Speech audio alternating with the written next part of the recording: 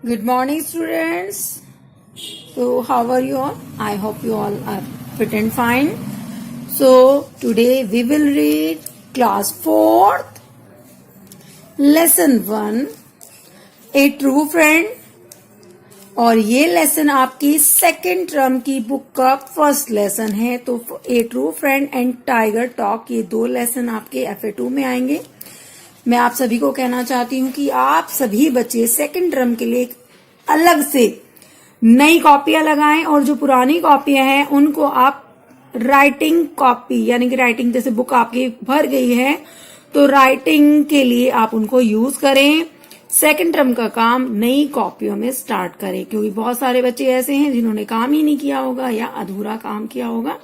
तो आप लोगों को पता ही है स्कूल खुलने वाले हैं और फर्स्ट टर्म का हमें अब कोई काम नहीं है, उनकी बुक का कोई काम नहीं है, उस कॉपी का कोई काम नहीं है.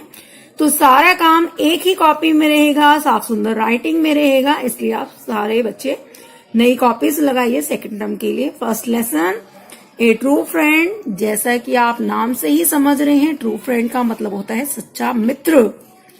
और ये कहानी है दो अच्छे सच्चे मित्रों की, बहुत पक्के दोस्तों की, और उनकी दोस्ती की कहानी है.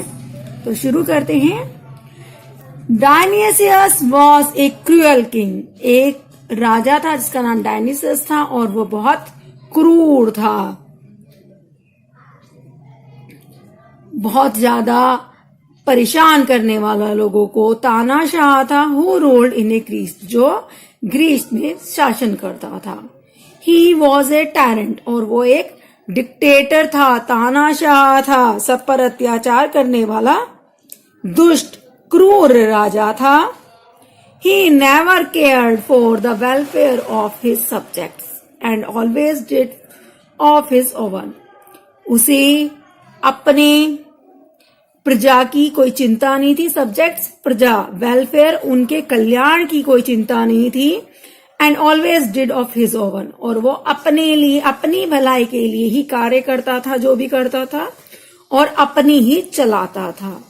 यानी कि जो उसको मन करता था वो नियम कानून वो जनता पर थोप देता था. The people of the country were disgust, और उसके जो देश के लोग थे, जो उसकी प्रजा थी, जनता थी, वो उससे घृणा करती थी, नफरत करती थी. They wanted to get rid of the cruel dictator, और वो उस दुष्ट क्रूर तानाशाह से छुटकारा पाना चाहते थे. But whoever tried to raise his voice against the cruel opposer were either put to death or thrown behind the bars. और अगर कोई उसके अत्याचारों से छुटकारा पाना चाहता था या उसका अपोज करता था, उसका विरोध करता था, तो या तो उसको मार दिया जाता था या उसको जेल में बंद कर दिया जाता था. Two men named Damon and Pythias lived in the city of country. दो दोस्त या दो लोग कहिए, डैमन और पाइथियस, उस देश के एक शहर में रहते थे. सिटी, शहर. They were very bold, courageous and faithful. वे बहुत ज्यादा बोल्ड थे, निर्भीक थे, साहसी थे और आज्ञाकारी थे. They were fast friends, और वो एक दोनों पक्के मित्र थे, बेस्ट फ्रेंड्स थे. They loved each other very much, एक दूसरे से बहुत ज्यादा प्रेम करते थे. They were always ready to make any sacrifice for each other, और वो दोनों एक दूसरे के लिए बलिदान देने के लिए तैयार रहते थे.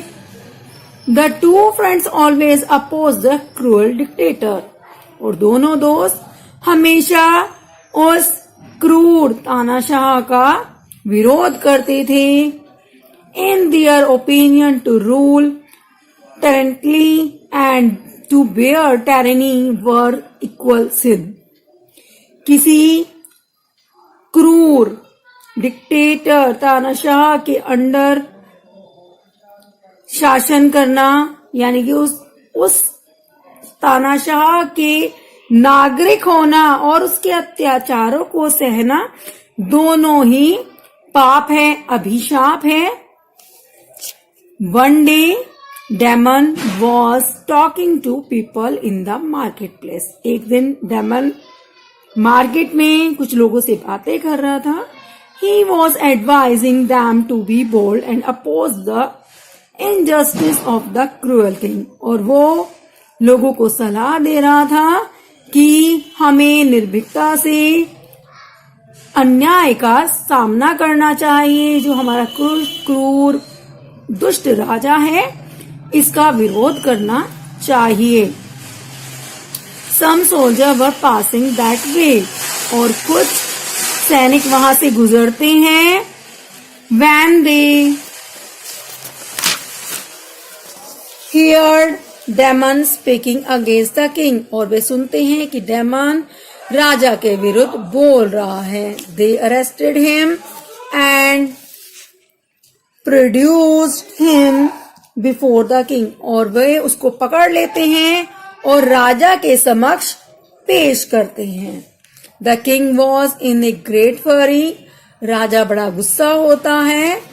When he heard everything, जब वो सुनता है सब कुछ, he ordered his soldier to throw Damon into jail. और वो अपने सैनिकों को कहता है कि डेमन को जेल में डाल दिया जाए. And decide to punish him severely. और इसकी जो सजा है वो इसको दी जाएगी, बहुत ज्यादा दी जाएगी, क्योंकि इसने मेरा अपमान किया है, मेरे खिलाफ बोला है. तो ये लेसन यहीं तक फिनिश हो गया है आपका. आज के लिए इतना ही. हम नेक्स्ट क्लास में पढ़ेंगे. करना क्या है आपको, यहाँ पे कुछ वर्ड्स दिए हुए हैं, हाईलाइटेड बोल्ड वर्ड्स है. इनकी आप मीनिंग हिंदी में, इंग्लिश में लिखे हुए हैं साइड में, इंग्लिश में नहीं, हिंदी में हमें ढूंढने हैं. तो आप हिंदी में इनको फाइंड आउट करेंगे और पेंसिल से लिखेंगे. अपनी बुक पे पेंसिल का यूज करेंगे. ठीक है.